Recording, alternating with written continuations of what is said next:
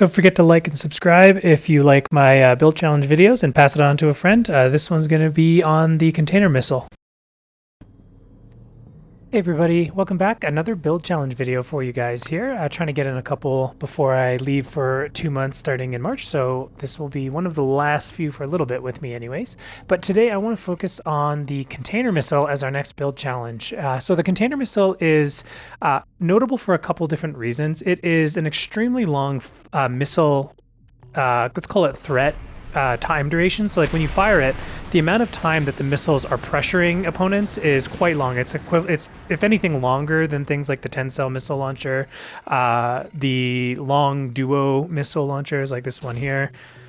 So you'll notice that when you fire these ones, the duration is much shorter than what we have with the container missiles. In effect, you can basically treat the container missile like two different sets of missiles in the time that it keeps people under pressure. It also is extremely cheap on EN cost and does not require a missile lock. So you can use this missile in order to sponsor that energy elsewhere in your mech and get away with things that you wouldn't normally be able to do, like certain powerful weapons that you wouldn't be able to fit, while also having to run an FCS that doesn't require missile lock in order to get those effects. So I think if you're going to build off of this missile, you have to remember that it does have a sort of like the delivery boy, a firing stance. So it is much better to run this on heavier builds, I think, in general. A, because it's so heavy to begin with. And so if you're going to be carrying that kind of weight, you kind of want to have the tankiness to back it up. And also because you can get rid of the firing stance if you are a hovering Tetra or like a rolling tank. You won't have to deal with that. So we can get rid of that issue.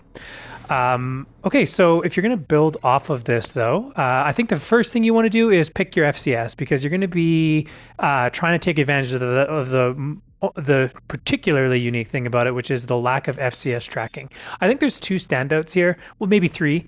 We could look at the VE-21 and the Acellus are both really poor missile lock FCSs, and the Abbott to a lesser extent, but I think if you're going to run the Abbott, you might as well just run the Acellus with this build, unless you have like a particular weapon type like the Xiaowei maybe, or even then, though I don't think it's really worth it. I think you should stick with the Acellus. So in theory, I think there's really two FCSs that you really want to shine with. Now, because it's so heavy and I'm going to be running a heavy mech, I don't want to run the Acellus in this case, because that requires you being close to the opponent to make the most of it, and you really don't want to spend a lot of time with heavy builds chasing. You kind of want to make it so that they have to come to you because you're so threatening at range. So I think the best FCS to pair with it is the 21A. Now, the close range assist is not great on this thing, and people will eventually rush you down. We do have a strong disincentive, as you can see with the arm payloads and the shoulder payloads here, but they are going to get close, so I do recommend you switch to soft lock right before you fire at opponents with any like firing stance weapons or the triple laser on the shoulder that you want to use. Just swap to soft lock and then swap back on right before you right after you finish firing. Okay, so I decided to go for energy damage. It just seems the most sensible if you're going to be running the container missile and you're trying to take advantage of that energy supply. We're going to run the VE-20C because we're running a Tetra and we need that capacity and huge EN supply efficiency. We do also have a very high EN load, though, even with the container missile. So you'll notice that we're at 4,000. If we're charging, usually you're going to be charging the shoulder weapon all the time here, and that's going to hurt your EN supply. I often am also charging the right laser because it has one of the best projectile speeds for any firing stance. So if I go back to the ground, you'll notice with our EN supply, we still have pretty reasonable EN support, but once you start adding in the plasma rifle, granted, usually when you charge this, you're firing quite quickly, so it's not spending a lot of time there, but thanks to the container missile, even if we need to charge all three, we still have reasonable EN supply, and can at least make it enough that we're not like super vulnerable for too long.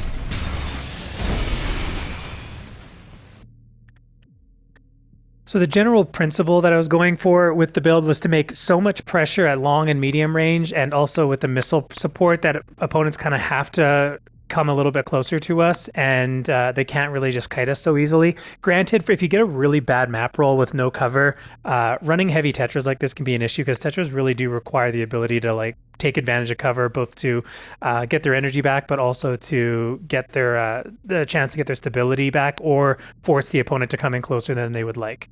I'm going to start with, other than just the FCS and the generator here and the container missile, we'll work backwards on the core as always afterwards, unless there's like some particular niche need. So the One other piece that I never get to justify is the LCA. So this has one of the better projectile speeds for charge attacks, and given that we're a long-range mech here with the ability to poke at extreme range, that's kind of going to dictate which weapons we choose. We really want to go for either one of two things. Either extreme projectile speed, or we want to have AoE damage so that we can hit lightweights, because lightweights are going to be your biggest threat with builds like this. Ones that have like double missiles and can just dictate the range. We want to be able to be a meaningful threat to them, and what we're going to do for these guys is either we're going to mix in charged LRA shots, which effectively function like the Harris and the projectile speed, the charged Harris.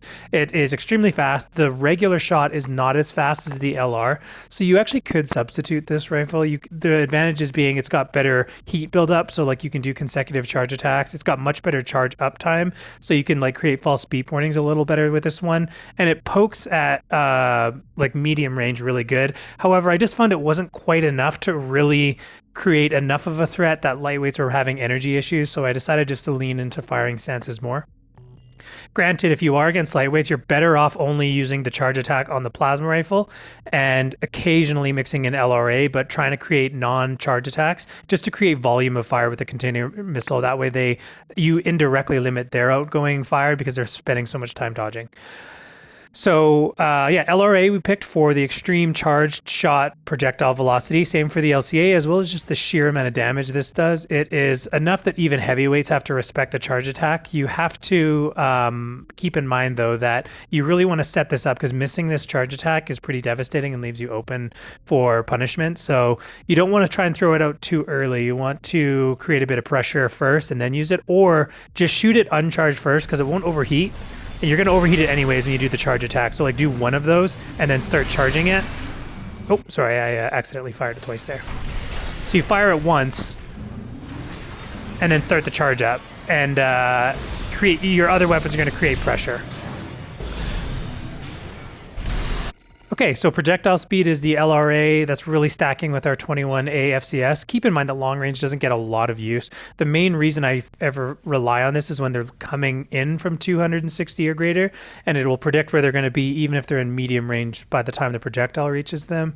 But for the most part, you're going to be working in medium range, and then only long range when they're trying to kite you. You want to be able to make that LRA snipe very threatening to them.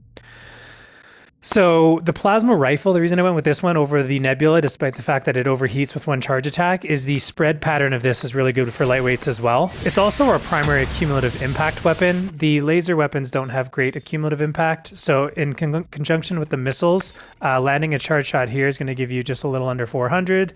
The missiles put out a huge amount of pressure, and we don't really need that much in order to stagger people. Like even the LRA charge is 500, and then if you land the AAAs, you're getting like 1,000. So it's quite easy to stagger people as long as you've landed either a lot of missiles or you've set it up with a charged plasma rifle.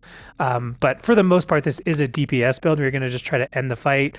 And once your battery runs out for the first time, you're going to drop down to the ground. And if they're in a threatening position or they've got a payload that can delete you, like pile bunkers and whatnot, you're going to just be conservative with the pulse armor, pop it to get your energy back, go back into the air, and don't forget to use dropping instead of QBing every time to dodge missiles. It is okay to QB to dodge missiles, but just keep in mind that the energy generators have extremely bad EN recharge delay. The way we can sort of minimize that effect for ourselves is to just have enough height that you drop basically when the generator starts regenerating, so that you're spending minimal amount of time moving slow on the ground. You really want the drop to be your EN recharge delay, and then when you're on the ground, it automatically kicks in. You can also consider not charging any weapons, or maybe just one before you go to the ground. That way your EN recharge timing is extremely quick, but that's up to you.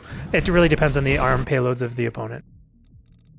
Okay, and that basically covers all of the weapon types, like how they all work together. It's all basically building off of the 21A FCS that the container missile has allowed us to use. I wouldn't recommend the other sniper FCS, A, because of the missile lock, but B, the close range assist floor is just way too low in this game. So that close range assist will just get you killed. The Tetra legs were obviously going to be like a pretty no-brainer choice here. We're looking for lower EN cost. Again, not only for weight support here, we can't support enough strong weapons with these legs, but also it's lower EN supply stacks with the container missiles, low EN, and then we're basically just stacking energy supply and resistances as much as possible. So try to use a head that's not too heavy on EN. We want to be above that 4,000 mark, and the arms we're just going low EN, good stats, and mainly good firearm track so that we can operate at long ranges. As strongly as possible without giving up stats. There is another notable mention, which would have been these arms here, the HAL arms. I don't think recoil is really a major problem with this because we don't have high fire rate, and the extra weight was a bit hard to squeeze in. You could compromise with the head to get this on, but it seemed a little bit over the top for me, so I decided just to average it in between the head and the arms. The HAL core helps out with our EN recharge delay. It has a really good stat for keeping that recharge delay smaller as possible and has really good support with EN supply efficiency. The main weakness with the HAL is usually stability and booster efficiency to a lesser extent. However, because we're running a heavy Tetra, percentage-wise, the core does not contribute nearly as much to stability. Like here, we'd only be gaining about 70 points, for example, if we upgraded to this core. And it as a percentage of our total, it's the more stability you take in the legs, the less your core and your head matter. So the legs are doing most of the work here for us in that regard. When we get to the booster, we're mainly looking for, again, low EN cost, high QB thrust times jet duration. It's okay if one's weak if the other one's strong, but the reason we do this is so that we can dodge longer missile salvos with 1 QB. So that really long QB thrust moves us, gets us out of close range a lot of times in one thrust and gets us into our medium range, which we want, and allows us to shuffle to a certain extent. This is going to be the main way that you body lightweights into the edge of the map at the start of fights where they're going to be trying to kite you. You're going to be just you're just going to be trying to position while creating firing pressure and just get them close to the wall. Drop to the ground, get your battery back whenever their salvos are on cooldown, and then look for an opportunity to snipe with the triple lasers after they've burned out a lot of their batteries. Expansion-wise, pretty self-explanatory, Paul Stormer. We don't want to be getting staggered with this build as we don't have a huge melee punish. So if we stagger them, we get a punish in, they're oftentimes going to just re-stagger us and then get some sort of huge penalty and damage onto us that will just basically delete the map. Because Tetras don't have a ton of AP, interestingly enough. They're not like nearly, like I think the heavy legs definitely need more AP than they do. An extra 1,000 seems like a lot, but it really isn't. Like look at the difference with the tank legs here. It's massive. So yeah, I do wonder about these legs, and I do wonder if you could actually run this build as a tank as well. I think you could. I just like the idea of the Tetra shuffling in order to keep medium range more viable and not and also for chase down. Tanks can have a lot of trouble if they're going to be running an energy generator, so that's the reason I ended up going Tetra. Okay, that's basically how the build came together. Just summarizing again, the container missile is notable for no firing or no missile lock-on time, and so you can run no missile spec FCSs. The extreme low EN load, the fact that it has an extremely long missile pressure window, like even longer than the 10 cells, for example, which are normally much more expensive. It's quite heavy and has a firing stance, so it does suggest that you should be running this on Tetras or tanks, and you just have to accommodate the weight basically, and that's the main purpose here. Another nice thing too is you can shoot it over cover, and I would recommend also not only ever firing it when you've gone into the air, because if you try to use it like from ground, a lot of times you'll just shoot it right into the ground. So you can see like right there, it's much better to always either soft lock it up like this, like you don't, not even soft lock, you could just hold up on the right joystick, fire it up, and then roll back down to snap into hard lock. And then always shoot it from an elevated position so that even if you forget to scroll up, at least it goes downward. And that's another reason I think this missile is better on Tetras than tanks, is you're spending more time in the air. So that's kind of how we're going to use that missile, and also use that as a great way at the start of the fight to create a health lead if they're not careful. We can actually shoot it long before we're in range, and when the missiles get close enough, they'll start tracking automatically. So it's a really nifty missile that you can take advantage of a couple of unique techs with it. Or no missile lock-on time, and so you can run no missile spec FCSs. The extreme low EN load, the fact that it has an extremely long missile pressure window, like even longer than the 10 cells, for example, which are normally much more expensive. It's quite heavy and has a firing stance, so it does suggest that you should be running this on Tetras or tanks, and you just have to accommodate the weight basically, and that's the main purpose here. Another nice thing too is you can shoot it over cover, and I would recommend also not only ever firing it when you've gone into the air, because if you try to use it like from ground, a lot of times you'll just shoot it right into the ground. So you can see like right there, it's much better to always either soft lock it up like this, like you don't, not even soft lock, you could just hold up on the right joystick, fire it up, and then roll back down to snap into hard lock.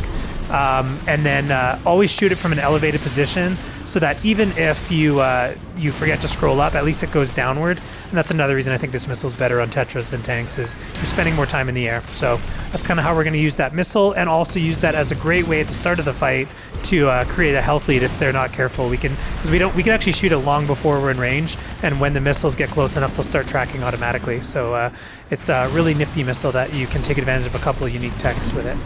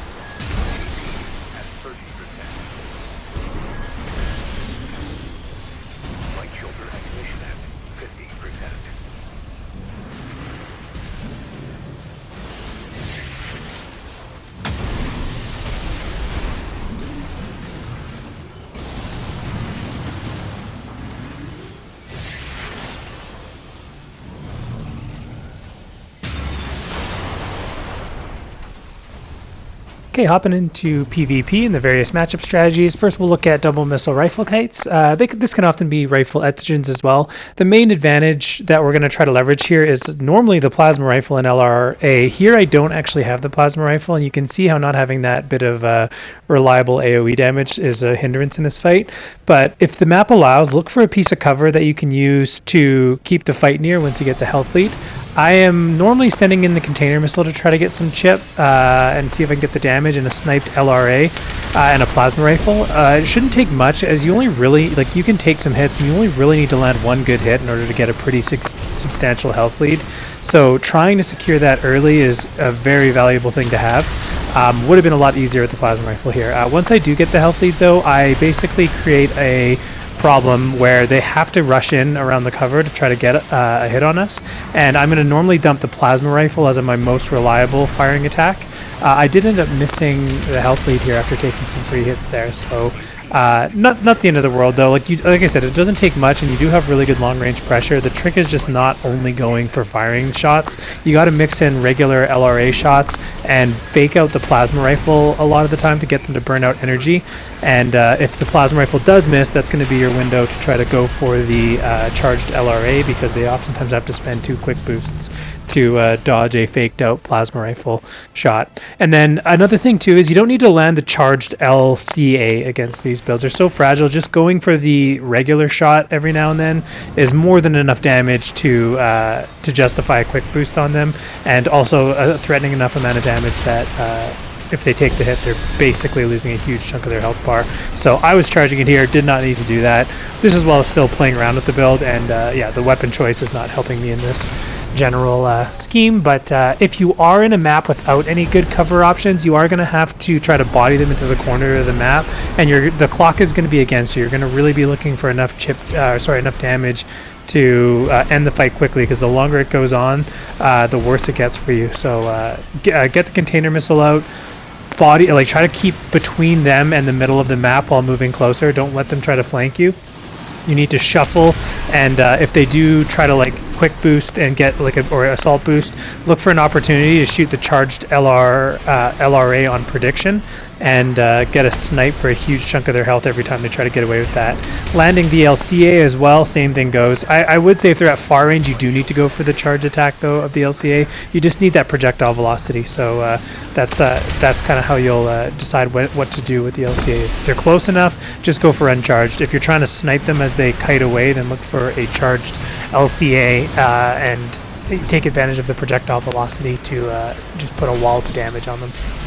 And then if the map does afford it, then use the cover to your advantage. You have a lot of health, and you can really leverage the ability to get them to have to come in close and risk taking the plasma rifles every time, which they won't really be able to dodge if they're coming in close like this. There's just nowhere to go, so the AoE will work in your favor, and they have to respect the LCA as well. If they take that, it's basically game over.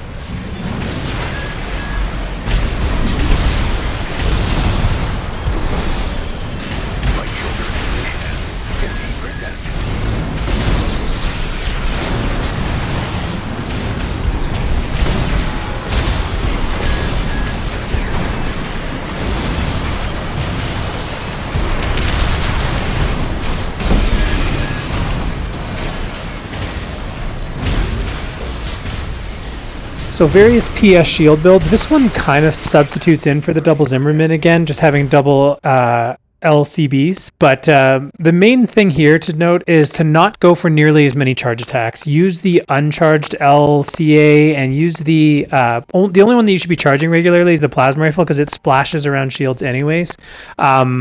But the goal here is to try to keep the fight in medium range as much as possible and use cover to limit their ability to approach without walking into plasma rifles. The container missile is excellent. The heavier they are, the harder it's going to be for them to avoid it all. So a lot of times you can get the health lead for free. I'm I'm working this cover here to try to create like a limited amount of opportunities for this opponent to or just sort of rush us down. You'll notice that I'm not charging the LCA. I'm just looking for opportunities to punish any sort of movement where they can't shield. So if I can watch their movement and kind of predict when they're going to QB, or if I can predict when they're going to go for a firing animation, I can go for a trade with the LCA into their LCB or whatnot and get a massive amount of damage off. Two firing the LCA uncharged is actually more damage than one charge shot. So funny enough, you don't have a ton of ammo though with this weapon, but it is actually more damage efficient to just go for two of those shots rather than going for the charge anyway. So it's not like you're really giving up much not going for that big wallop of damage. And it's more like it's very hard to ever come up with a situation where it's not worth trading with the LCA. So just keep that in mind. Your build doesn't have a ton of health, but you have a lot of stability, and you have weapons that make trading almost always in your favor given your own resistances, except for maybe a handful of like tank builds and whatnot, in which case we'll get to the tank builds at near the end of the video. But the general idea here is you can usually win the AP trade, and your goal is just to get enough damage that they're under half health by the time you need to pop your pulse armor, as you don't want to be taking a stagger punish with this build. It's not that tanky, unless they're like, especially if it's like a slicer or a bunker or whatnot. So main thing here is just trying to out DPS them before they get the chance to stagger you.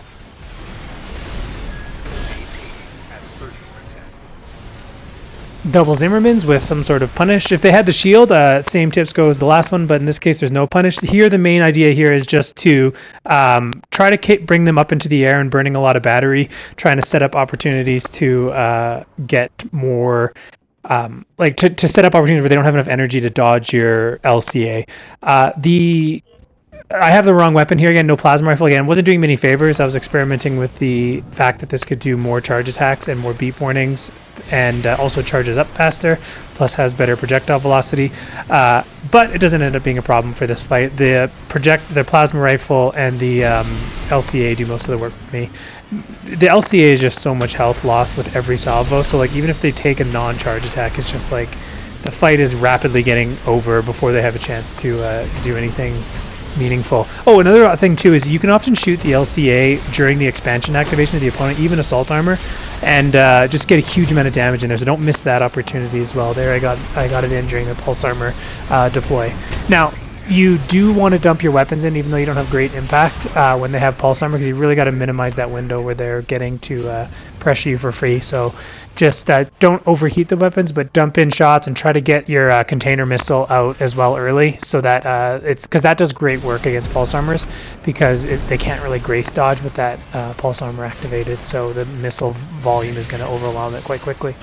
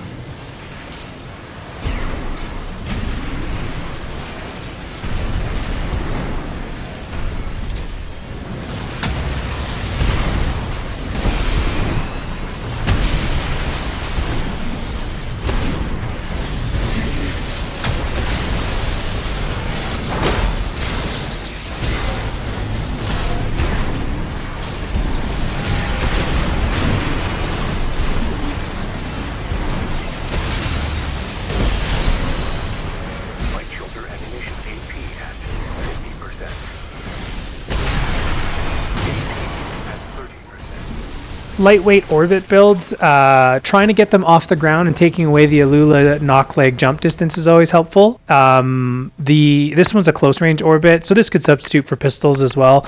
Again, the same idea here is just to try to create, like through shuffling and also going in the air, as many opportunities to get take away their jump distance as possible. And if they're lightweights like this one, you don't need to land much, so you don't need to go for the charged LCA like I did here. Just the uncharged is fine, but I'm trying to bring the fight up into the air and let the container missile have an opportunity to put in work, even if not through them dodging the missiles, but just having to move inefficiently in order to stay out of the missile's incoming volume. The height also helps if they're running assault armor, by the way, because you're going to drop out of range of it. So there, the assault armor did not get to, or they have pulse armor this time, but I didn't know at the time that I was going up into the air here.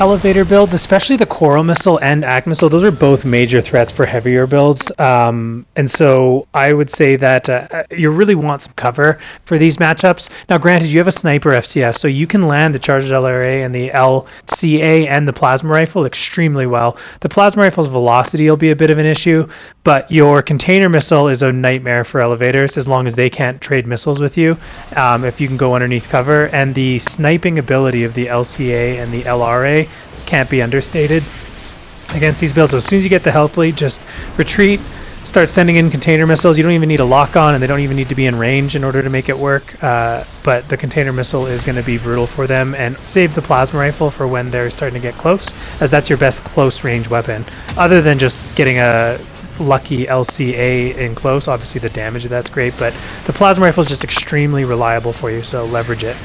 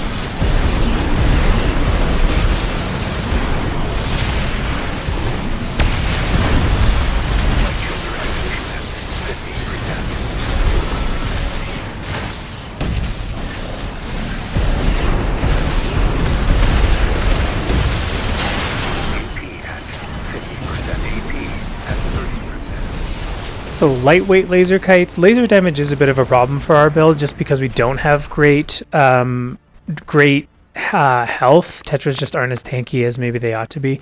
And so going for pure DPS against a Tetra can often be pretty devastating, especially with like plasma missiles and whatnot. And the main job here is basically just trying to stay out of range of that LRB if they let me. If they get in close, that's fine, we can just start dumping in with the plasma rifle, but trying to make it so that their LRB is not getting as much damage as it can, because it does have some range issues, and just trying to overwhelm their energy, because in this case they're also running an energy generator, so we're just waiting for that window where their EN recharge delay has to go back down to the ground and get their energy back for a long time, and that's a great time to go for the plasma rifle or the LRA, and then going for uncharged LCAs. Now in this case, look for the opportunity for the expansion snipe, because that's a huge opportunity, like right there, where once you know that they're going to be getting close to wanting to use it, get the LCA charged ready and wait for your opportunity to snipe on that. As they're going to try to go out of range and think they can throw off your FCS at a further range, but unless they're point blank, in which case it doesn't matter anyways, we're basically landing the LCA if they go into medium range or further, and look for that window of snipe.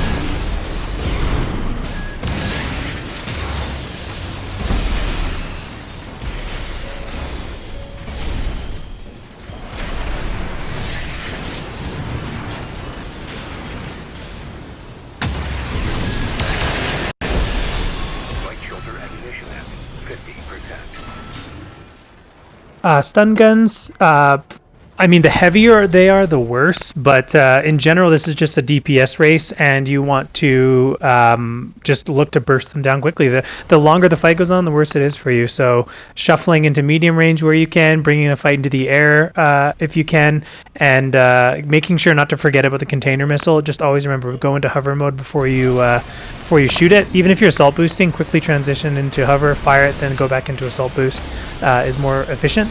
Not that you should be assault boosting at a stun gun anyways. Our main goal here is to try to stay outside of the stun pistol's effective range, and to make them deflect unless they get in really close. Popping pulse armor early, don't wait for like a bunch of mini stun detonations.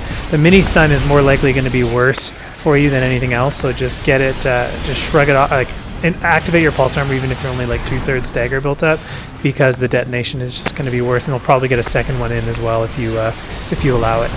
If they're running shield, all the more reason not to run the charged LCA again, but that just seems to be a running trend here. Just always keep in mind you have to make the decision about whether or not charging it is worth it or not. In most cases, you can often get away with not charging the LCA and then only going for the charge when there's like a guaranteed hit upcoming, like right before they pop their expansion, or if they're like a build that burns out their generator and has a window of vulnerability.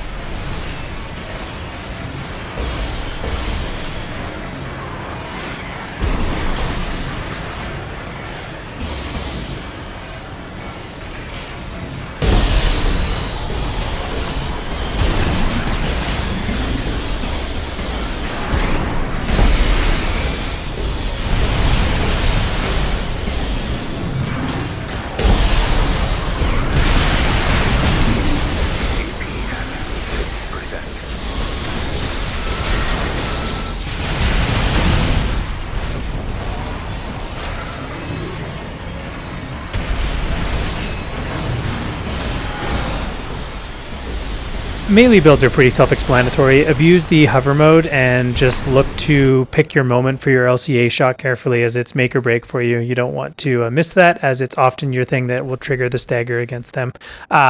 Uncharged LRA shots, just to force shuffling and then setting up the charged plasma rifle is a no-brainer, and then one uncharged LCA is not a bad idea. Bringing the fight vertical often really helps melee, as always, so don't refrain from taking advantage of that as well. And then lastly, if there is cover in the map that you can shuffle around to complicate their melee thrusts, never a bad idea, making it so that they can't lunge in so easily. Mini stuns are really brutal for Tetras because of the fact that it takes away your hover mode. Here I just kind of fumbled the first round completely, and like eating that bazooka right at the beginning was pretty bad. But yeah, for the next round you'll see play it a little bit better here.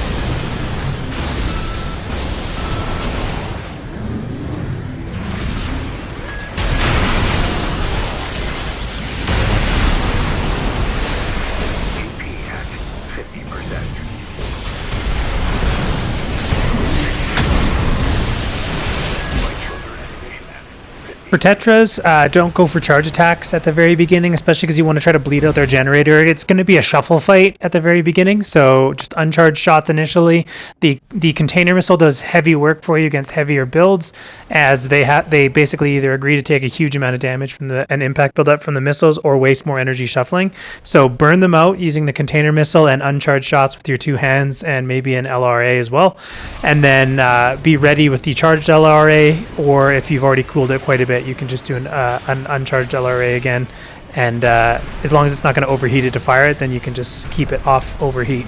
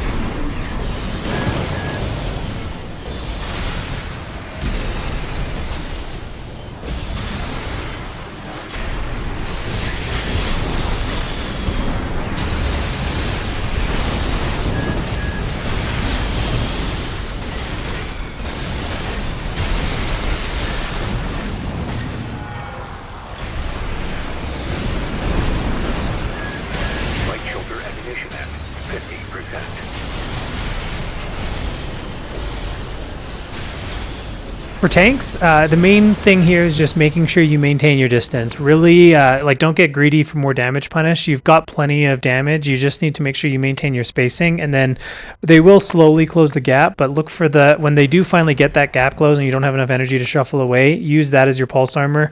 Like escape, assault boost away, and rinse and repeat. You're just basically bleeding out their health. Finding a piece of cover, especially like one that they have to climb over, is a great tool. I use it. I use the building in this case, but the cliff off to the right, there's a great idea. So if the map affords you that resource, use it. Like, it makes their chase down path super inefficient, and the whole time they're taking plasma rifle hits, container missiles just burning out the tank's stability, and you're looking for that sweet opportunity to land the charged LRA. For heavies, landing the charged LRA is definitely worth it, just because of the fact that they can't shuffle very well and dodge very easily to escape it. They're usually just eating that huge amount of damage. If they do close the gap and you don't feel like you're going to be able to get away, going for height is another option. Just go straight up and then start hovering when you have enough battery. You'll be able to burn out their battery. It's a bit of a Hail Mary though, because you will have to go to the ground right next to them. So if you don't manage to make something out of that and don't end the fight right then and there, it may be over.